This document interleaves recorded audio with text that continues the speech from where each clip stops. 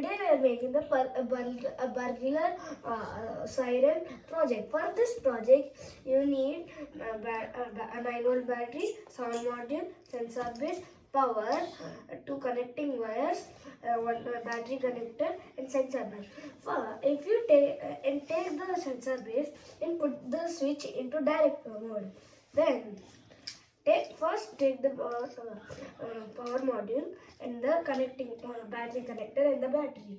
Connect the battery connector to the battery and connect the edge of it to the power module.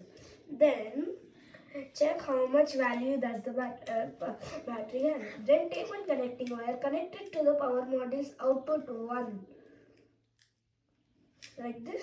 Then take the other side of the connecting wire and connect it to the sensor base input.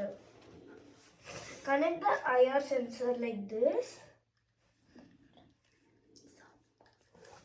Then take one more connecting wire from the sensor base's output, connect it to the sound module's input. Our project is finished. Now let's test it.